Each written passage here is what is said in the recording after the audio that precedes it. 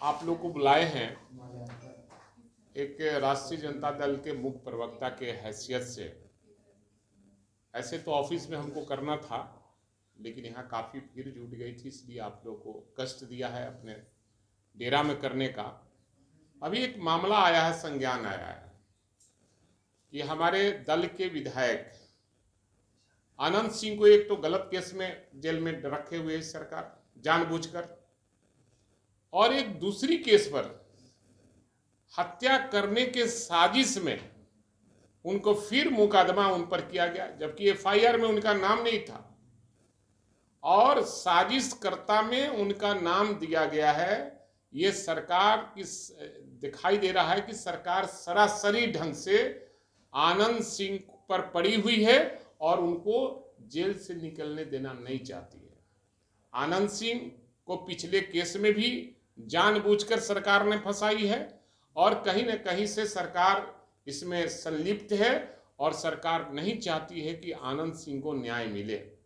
और मैं मांग करता हूं कि इस केस में जहां आनंद सिंह को साजिशकर्ता में नाम दिया है, मैं उच्च स्तरीय जांच करने की मांग करता हूं और आनंद सिंह इस मामले में निर्दोष हैं। पिछले केस में भी निर्दोष थे और केस में क्या है मामला मैं नहीं जानता, लेकिन 2 केस के बारे में वो एकदम निर्दोष हैं और उनको केवल सजा मिल रही है क्योंकि उन्होंने मुख्यमंत्री के खिलाफ में बयान दिया था और बयान दिया था आदरणीय लालू प्रसाद यादव और तेजस्वी यादव के पक्ष में और मुख्यमंत्री के खिलाफ में बयान दिया था, उससे इसीलिए उनको सजा दी जा रही है। और निश्चित रूप से इसमें बड़े नेता जो जदयू के और बीजेपी के हैं वो लोग लगे हुए हैं कि आनंद सिंह को निकलने देना नहीं चाहिए। इसलिए मैं सरकार से मांग करता हूं कि इस केस को अगर आप चाहते हैं कि दूध का दूध और पानी अलग हो जाए तो इस केस का उच्च स्तरीय जांच करे और आनंद सिंह को प्रताड़ित नहीं करे। अगर इसी तरह से प्रताड़ित किया जाता रहा तो हम लोग मानेंगे नहीं, हम लोग रोड पर उतरने का काम करेंगे। और इनके जो आका लोग हैं जो क्या कर रहे हैं, अपराध इतना बढ़ गया है, अपराध का ग्राफ इतना बढ़ गया है बिहार में कि रोज हत्या का दौर चल रहा है। मेरे यहाँ कल बिहटा में हत्या हुई एक स्वर्ण व्यापारी का और दिन दहाड़े लोग मार रहे हैं। आरसीपी टैक्स लेकर थाना प्रभारी का ट्रांसफर पोस्टिंग कर रहा है, पुलिस पदाधिकारियों का आरसीपी टैक्स लेकर और ट्रांसफर पोस्टिंग किया जा रहा है। जो जिस सरकार में आरसीपी टैक्स चलेगा और थानेदार पैसा पर जाएगा तो निश्चित रूप से अपराध पर वो कंट्रोल नहीं कर पाएगा, वो अपराधियों से मिलकर और पैसा कमाने का काम करेगा।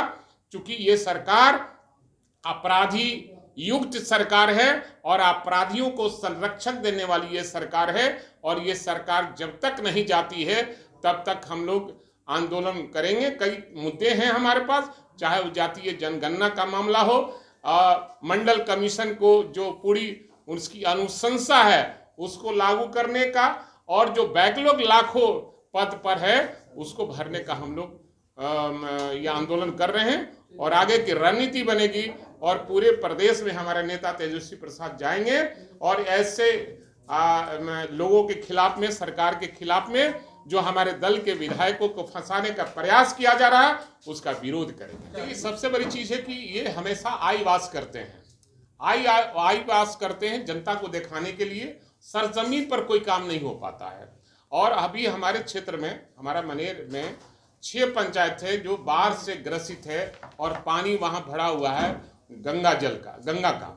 और हम भी परसों गए थे अपने इलाके में उन गांवों में दौरा करने जहां पानी है, लेकिन अभी तक सरकार के तरफ से कहीं कोई प्रबंध नहीं किया गया है।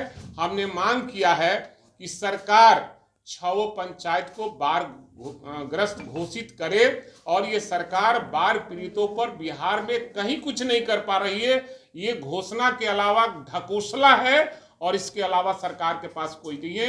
ये आईवास केवल हवाई यात्रा करके और आईवास करते हैं और जनता को बताते हैं कि मैं दौरा कर रहा हूँ।